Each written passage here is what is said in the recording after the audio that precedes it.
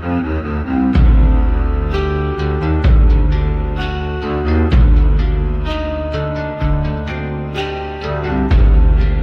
there, and welcome to Murder Most British. I'm Zach, the American. And I'm Rachel, the awesome Brit.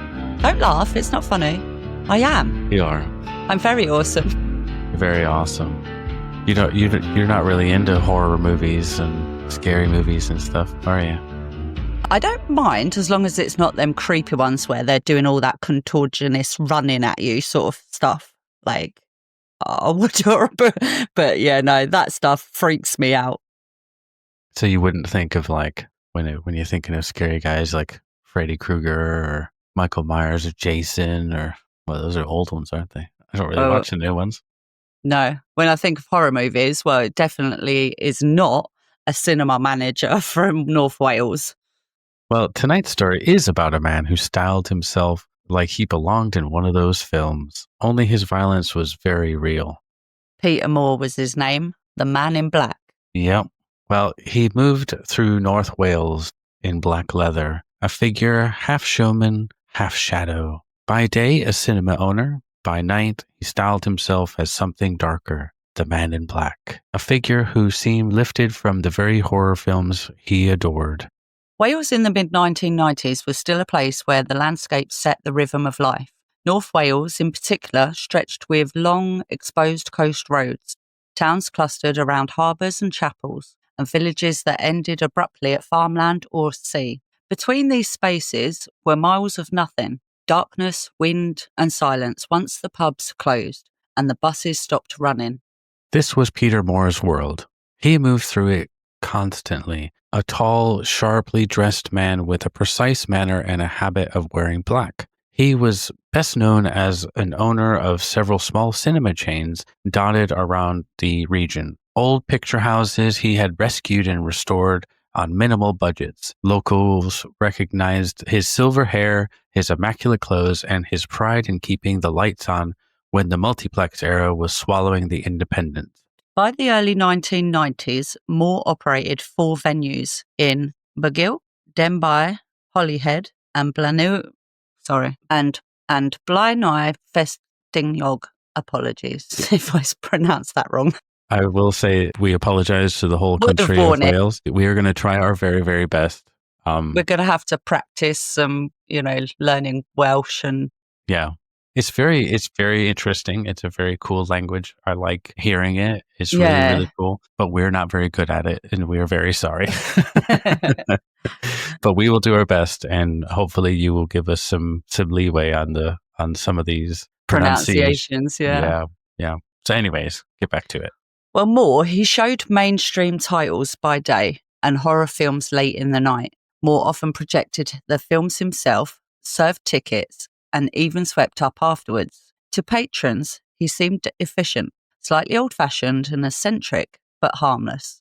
Horror cinema wasn't just a marketing tool for him. It was an identity. His offices and home were lined with posters and memorabilia. He dressed the part, black leather, dark shirts, and locals began calling him the man in black, which I like how he's like keeping these smaller cinemas going. And that is, I remember back when I growing up, they had the Strand Theater. They did movies and like plays and stuff. So it always seems so much more cozy and than to some big multiplex, Well, yeah. And I mean, nowadays, a lot of over here, the cinemas just play films. Our local cinema does do theatre productions as well as movies, which is great that it's still, it's kind of like step back in time in doing both sort of production type styles. So yeah.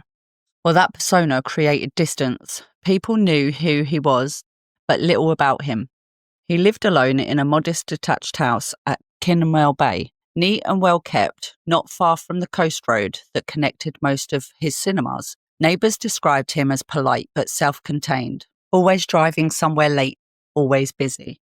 Moore's independence gave him freedom. His cinemas required constant maintenance. He traveled between them at odd hours, carrying tools and reels of film in the back of his own car. Those nocturnal habits meant no one thought twice when he was seen on the road after midnight. In a landscape where distance was routine, His movements drew no suspicion.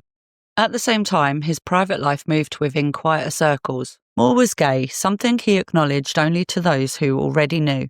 In mid-1990s North Wales, openness still carried risk. Many men met discreetly in pubs, along promenades, or in known bars further east in Liverpool and Chester. Encounters relied on privacy and trust. His frequent late-night drives between cinemas gave him cover to visit those places without question. Moore understood that world intimately. His travels took him through its spaces, late-night bars, seafront car parks, roads where strangers met briefly, then disappeared into the dark. His appearance, well-dressed, confident, articulate, gave him credibility that masked something colder underneath. Well, I think it's said that people had to hide who they were. Yeah, be quite discreet with their Yeah, sexuality. yeah, and it also put people at risk. Mm, Meeting strangers or whatever in dark places. That really put people at risk, and that's really unfortunate. yeah. Well, by 1995, Moore was approaching 50. He had built an image of success from theatres that barely made money.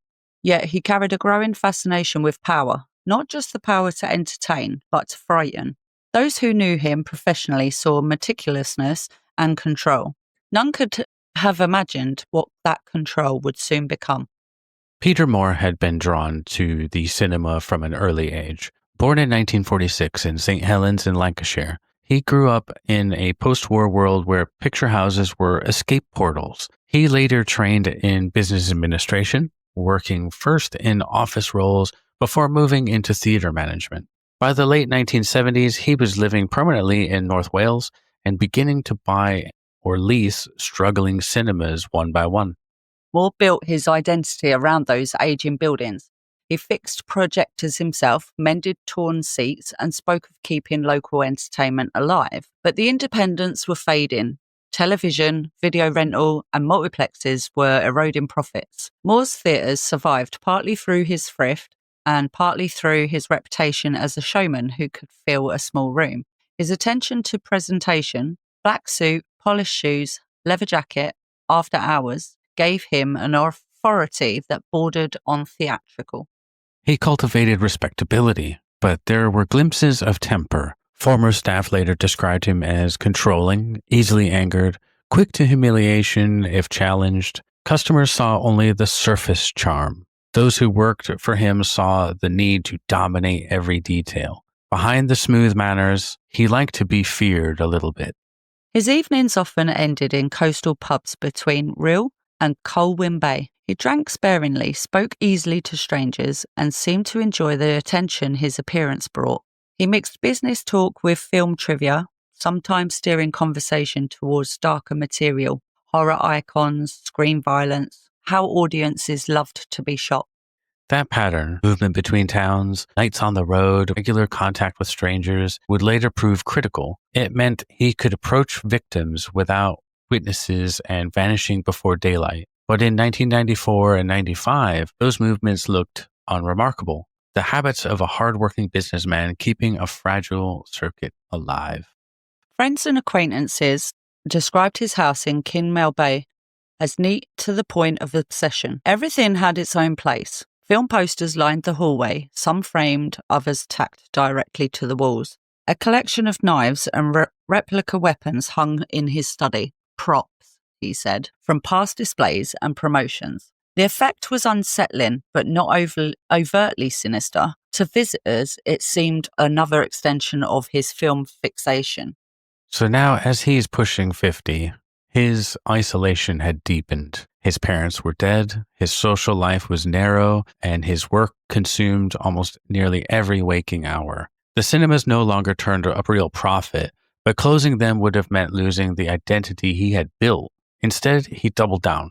The projectionist, the cleaner, the owner, the face at the front, the desk, always in black, always in control. In early 1995, appeared prosperous enough. The light still came on in his theatres, and his business accounts were steady. But something in his private world was darkening. He spoke less about films and more about fear, how easily it could be created, how power lay in making others flinch.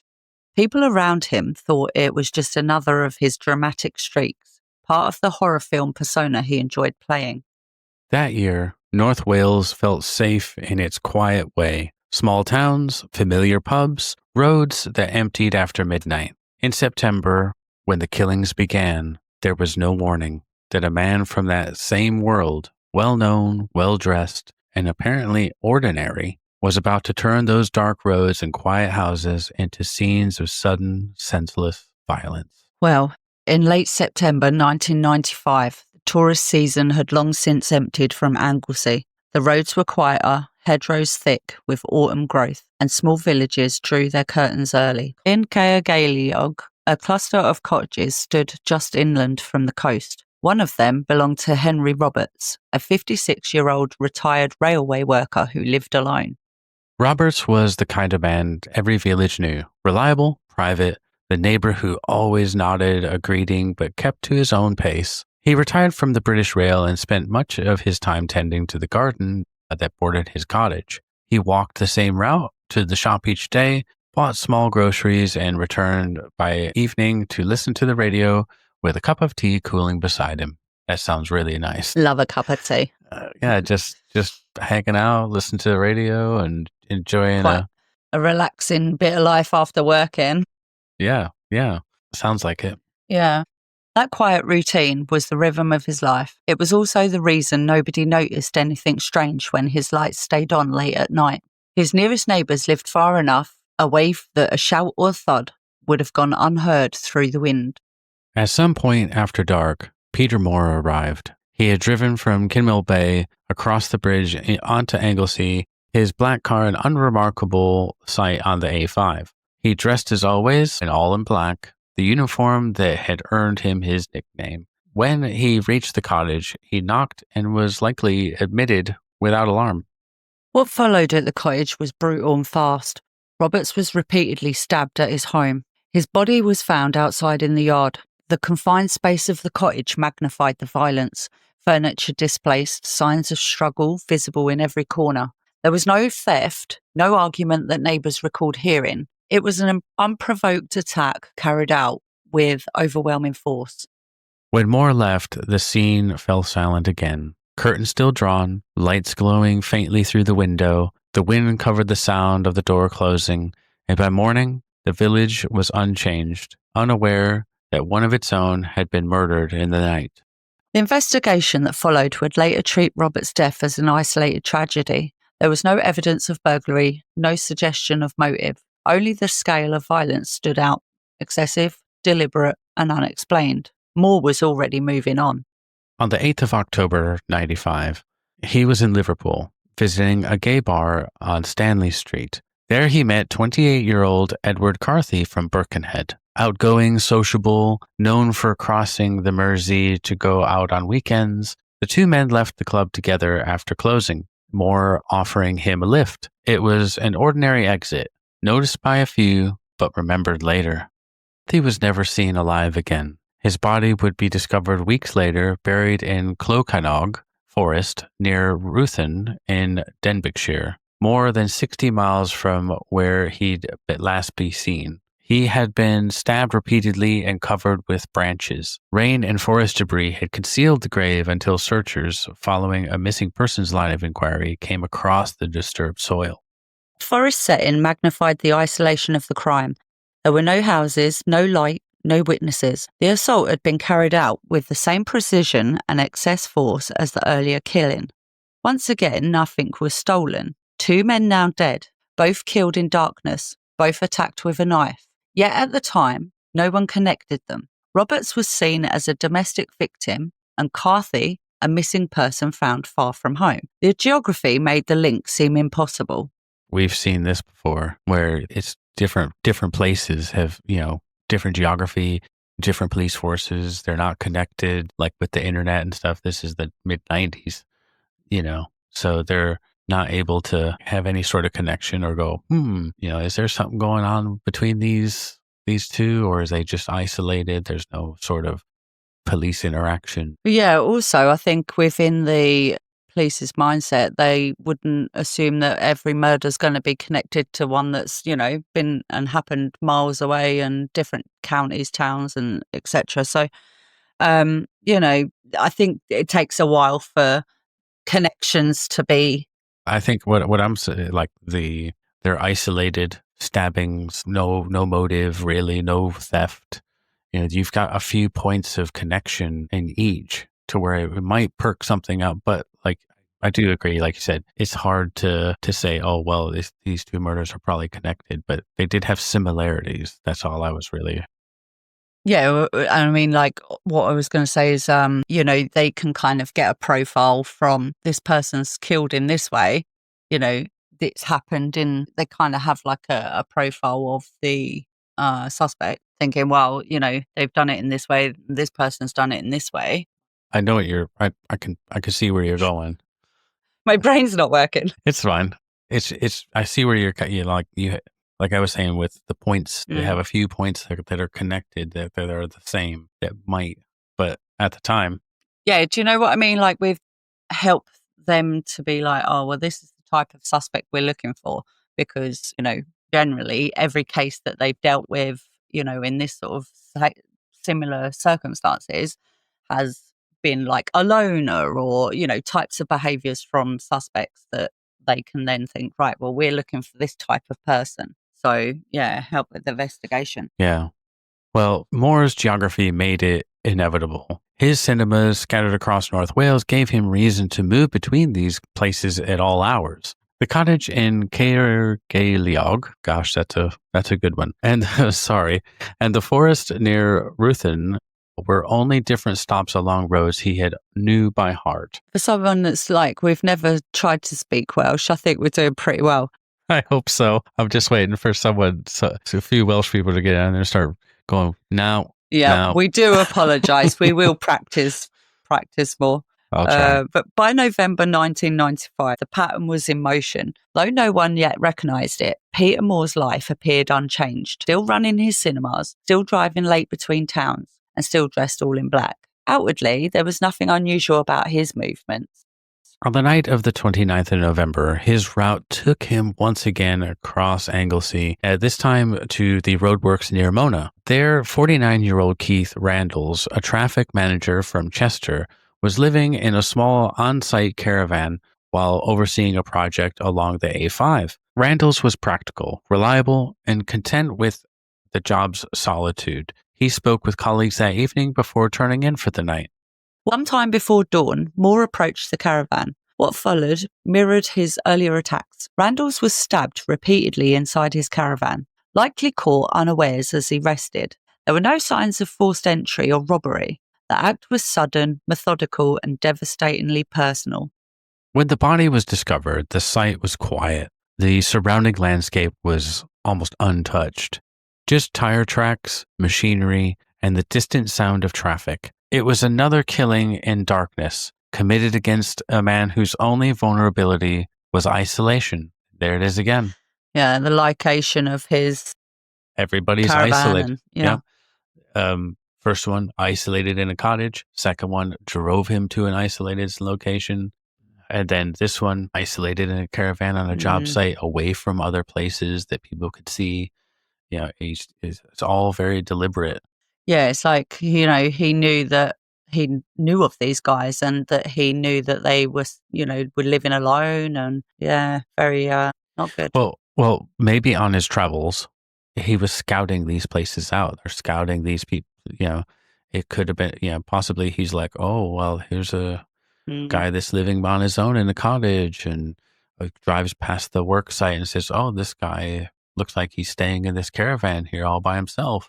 Yeah. He might have been scoping all this out on his travels and just like fantasizing about being that, horror figure. I definitely feel like there was intent to seek out vulnerable people so that he could, commit these acts.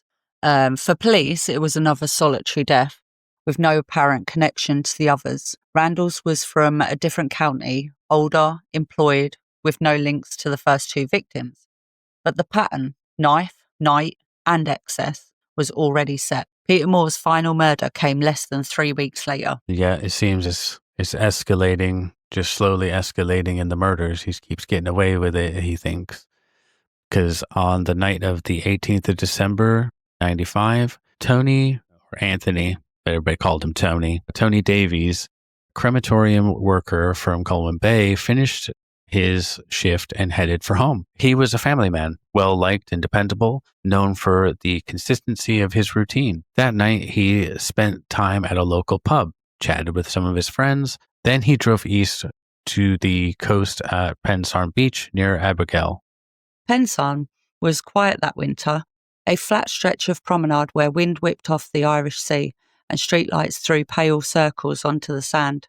It was a place where people met privately, especially late at night. At some point after Davies arrived, Moore appeared, dressed in all black again, calm and composed. He approached without raising alarm. What happened next followed the same rhythm as before: a sudden burst of violence, a knife used with precision and force. Davies was stabbed repeatedly. The attack ended quickly, without struggle. Well, by morning, his body was found near his parked car on the promenade, close to the seafront. The location felt unreal in daylight, Christmas decorations still up in nearby houses, the beach cold and silent. It was just 1 week before Christmas.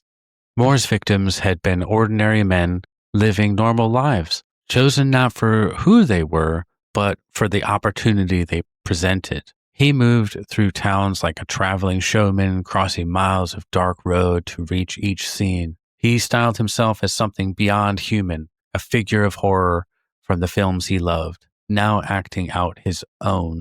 Reminds me a little bit of the last case we covered. That dude was, Obsessed. yeah, Yeah. obsessed with his gory vampires and stuff. Mm-hmm. In films, yeah. Well, North Wales, usually measured in quiet towns and familiar landscapes, had become his stage. Cottages, caravans, forests and beaches. Each was turned for a few violent minutes into a set piece. When the act ended, silence returned, leaving nothing to connect the killings except the shadow of a man in black. By the end of December of 95, that shadow stretched across 3 counties and 4 deaths. The man responsible still drove freely through the same roads, showing films in small theaters, shaking hands, taking tickets, living as he had always had, in plain sight.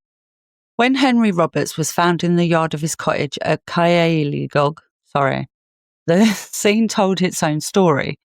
The small living space bore the marks of a violent struggle, furniture displaced, belongings scattered, and blood streaked across the walls and floor. Nothing had been taken. Whoever had entered that night had come in with one purpose: to kill. The neighbors hadn't heard a thing. The houses were so spaced apart, and the wind from the coast carried off any noise. Roberts had been known as a quiet, kind man. The retired worker who gardened, shopped locally, and kept to his own routine. The ferocity of the attack clashed with everything known about him. There was no theft in that, so it just really baffled him as to why. What's the motive? Well, scenes of crime officers documented every inch of the cottage. They photographed overturned furniture, collected the fabric samples, and searched for fingerprints. It was methodical, but it yielded little. There was no clear suspect, no weapon found, and no sign of who had stepped into Robert's home that night. For several weeks, the killing stood alone, a violent but isolated event on an otherwise quiet island. Then, in late October, the body of Edward Carthy was discovered deep in the Clogau Nog forest near Rothin. His disappearance from Liverpool had been treated as a missing persons case until search teams located the grave, a shallow pit covered with branches and leaves. Beneath it lay Carthy, stabbed repeatedly. The injuries showed the same deliberate intensity seen in the Anglesey murder. Yeah, finding the body like that is definitely not just a accident or... Yeah, stabbed and then hidden. So it wasn't like an act of, rage or passion. It's like, I killed this guy, now I got to drag him off into the woods and bury him. It was all deliberate and planned, probably. Well, the setting offered little forensic help. Rain had washed away footprints and soft ground held no tire marks. Even the burial material, Forest debris and wet soil yielded no usable prints. The similarities were behavioural, not physical, but repeated stabbing, no robbing, and a level of force that spoke of fury rather than chance. Witnesses came forward in Liverpool. They remembered Carthy leaving the bar on Stanley Street with a tall man in dark clothes. The description was too vague to act on immediately. No name, no car registration, but it became a small point of light in an otherwise dark pattern. So he's met these people. He must have met all three of these people in the gay bars. Well, no, some of them, like one of them had a family in that, I do believe. Oh. Yeah. Like, I mean, that would have been my go-to, my he might have first sort of. he might have known them or met them before, or Yeah. like if he stopped because he's traveling around, they're like stopping for Mm. gas in the car and Yeah. whatever it might. Oh, hey, how you doing? Blah blah Yeah. blah. Or even just passing by someone in a shop, they get they're like, yeah, I like the look of him, he's going to be my next on my list. At the time, few connected a rural Welsh murder to a missing person from Merseyside. But in November, a third killing made the separation impossible to ignore. So on the 29th of November 95, Keith Randalls was found in his on-site caravan killed, and that was near Mona on Anglesey. Like Robert, he had been stabbed multiple times. There was no sign of struggle beyond the compact violence inside the caravan, but no evidence of forced entry and nothing stolen. I think possibly he didn't even lock the door to the caravan.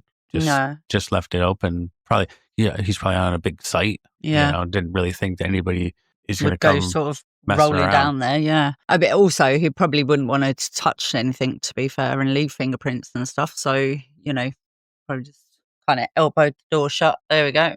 Well, he's probably wearing gloves. If he's the man in black, he's probably wearing black gloves. Probably. Well, the similarities began to feel undeniable. The same region, the same weapon type, and the same ferocity, all against victims who appeared chosen for availability rather than connection.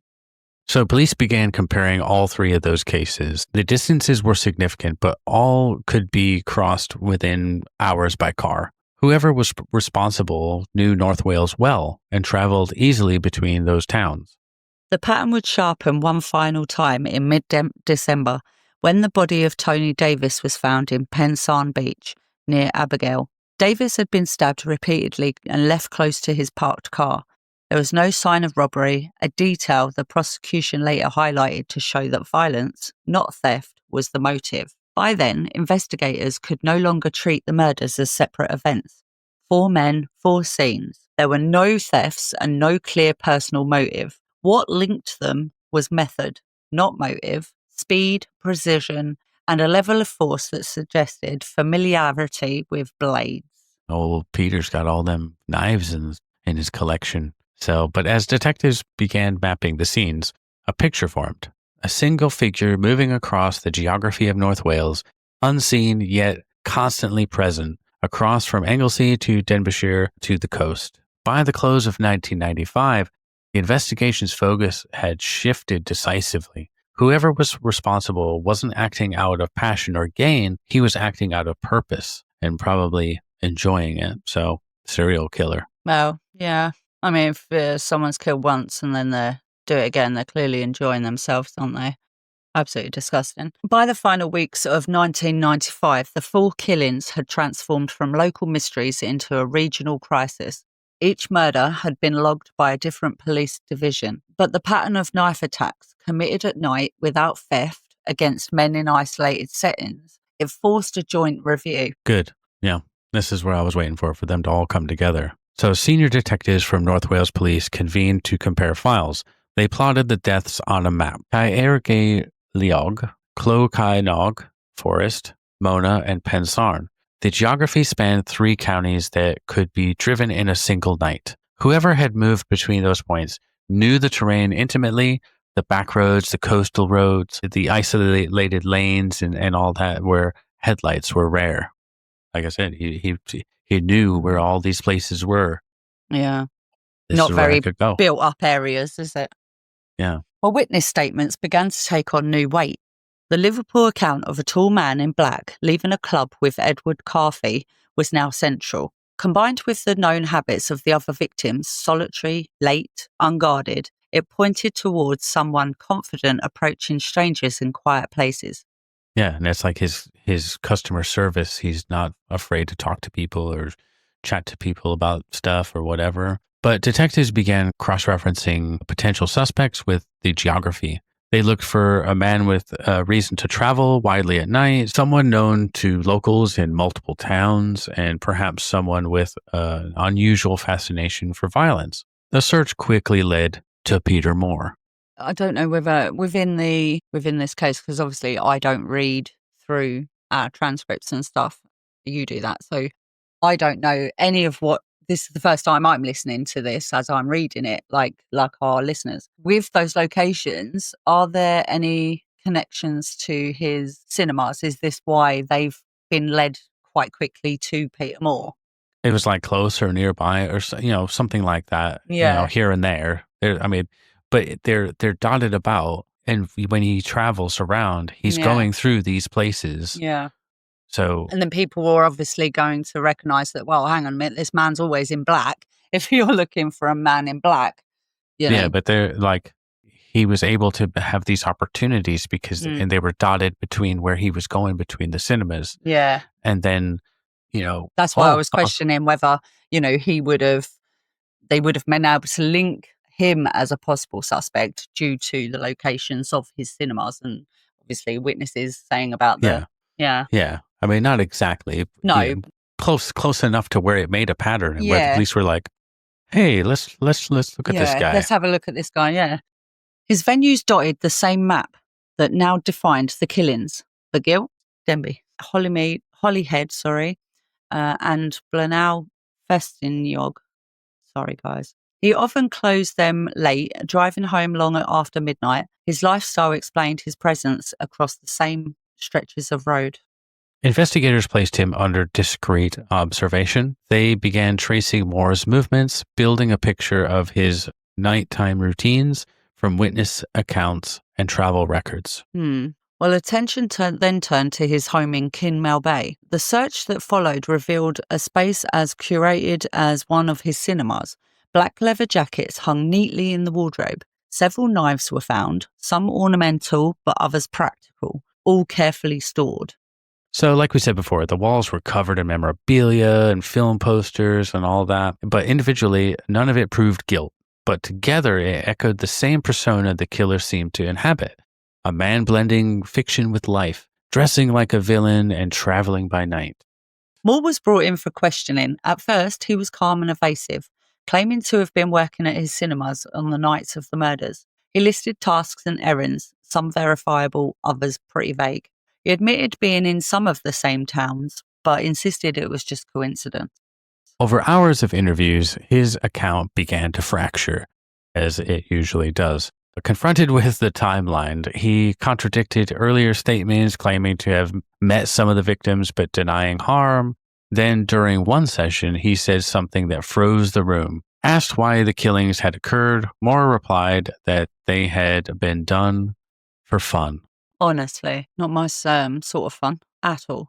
The phrase was written verbatim into the transcript. It was not shouted or justified, just spoken plainly, as if he was describing a hobby. Investigators would later describe it as the moment where motive finally revealed itself. Not revenge, not gain, but pleasure. It's like that because we watched the Ed Gein story, The Monster, where he's like, it's just his hobby. Oh, God, Making yeah, that was crazy. making nipple belts and skins. It's just his hobby. That was a Oh. really good thing, though. What was that? Monsters on Netflix. Yeah. Such a good Yeah. series. If you haven't seen it, Highly recommend that. this is very good. But the forensic, okay, let's get back to it after gushing over Ed Gein's story, which was gross. The forensic evidence was still limited, but the circumstantial web was complete. His routes matched the geography, his appearance fit witness descriptions, and his own words erased any doubt about intent. By early 1996, Peter Moore was charged with 4 counts of murder. The case that had begun as scattered violence across North Wales was now unified by a single name and a single pattern. So in custody, offered no remorse. His remarks that the killings were for fun became the clearest window into his motive. He talked about films and how horror had always fascinated him, the artistry of it, the control. To detectives, it was clear that he had made himself the star of his own creation, the Man in Black. Now, not on screen, but in life. Well, the trial of Peter Moore opened in November 1996 at Mold Crown Court.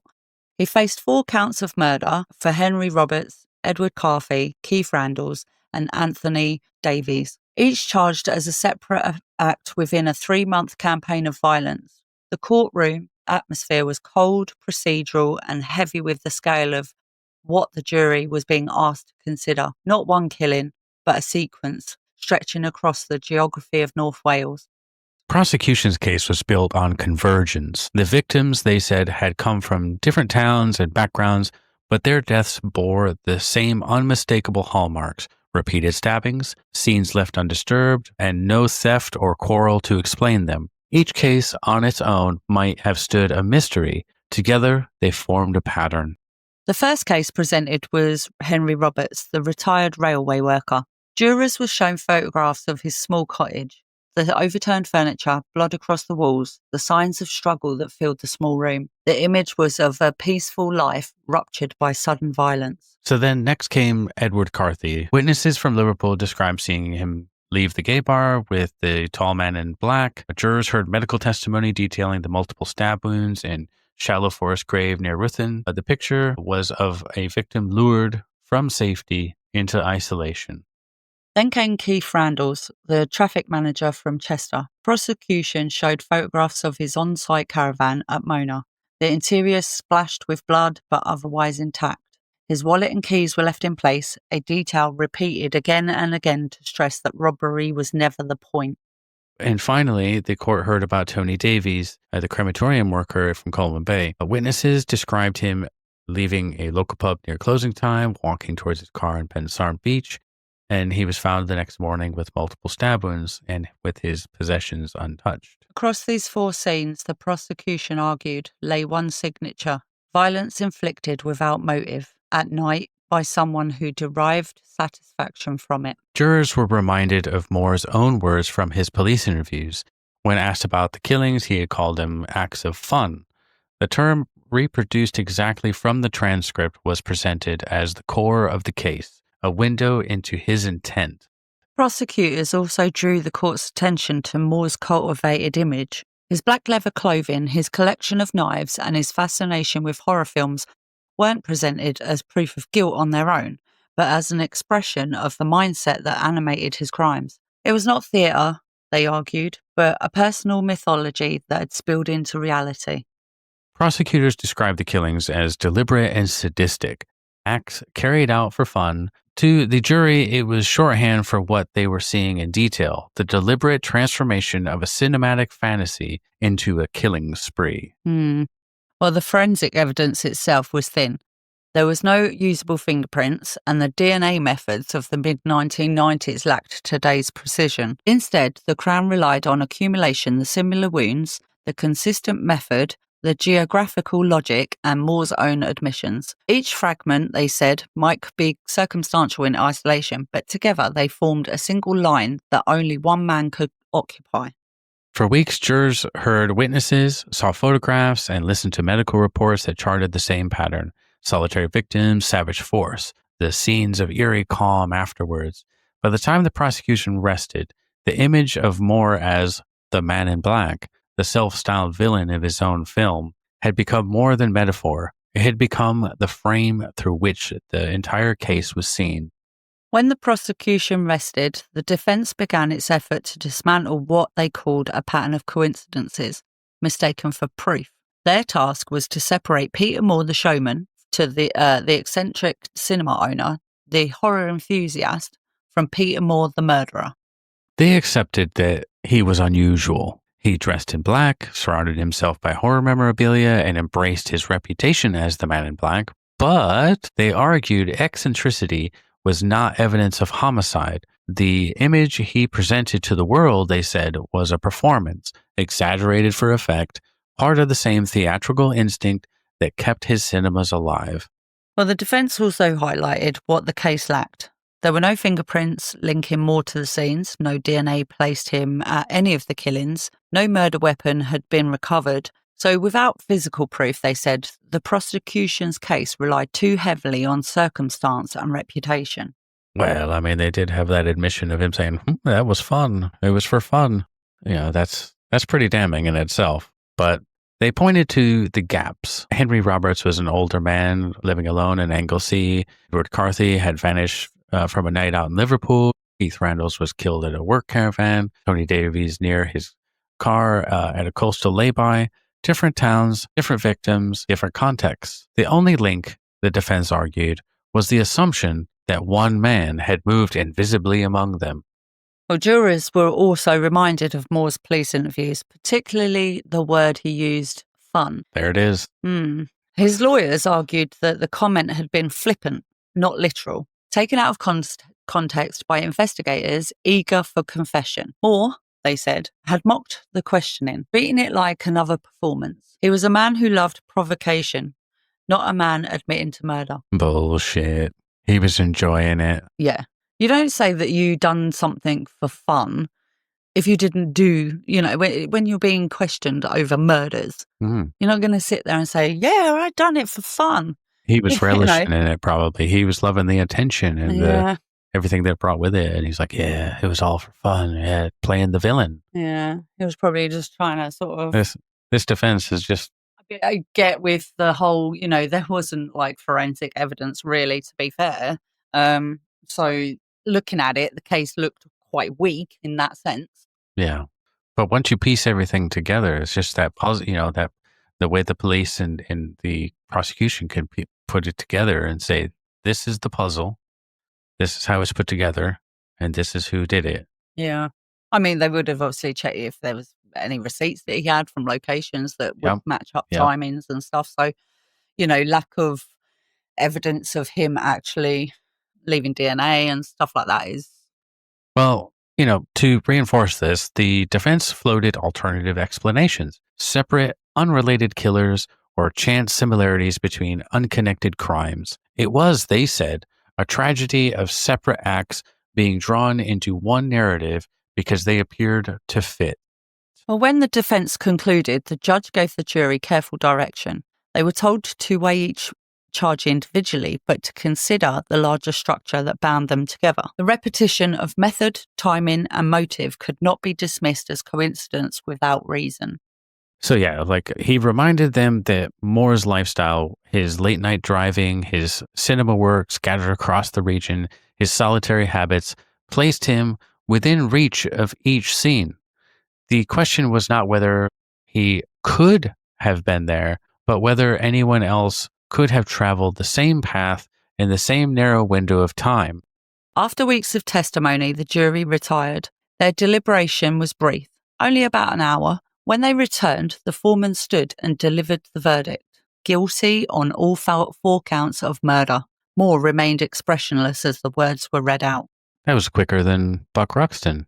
That was 90 minutes for him. Yeah, 1 hour's pretty quick. I mean, especially considering there wasn't actually a lot of evidence. Yeah, it was a lot of what they would say circumstantial evidence that piled together, but nothing that was like you didn't have a murder weapon, you didn't have DNA, you didn't have fingerprints, you didn't have all this stuff, but you had all this big wide net of all this circumstantial evidence that really painted a picture. So, and the jury was like, "Yep, that's that." So then the judge, Mr. Justice Maurice Kay, then passed sentence. The judge said the killings formed a campaign of murder of exceptional seriousness, deliberate acts committed for pleasure rather than gain. The judge said that Moore would spend the rest of his life in prison. It was, in effect, a whole life tariff. No possibility of release.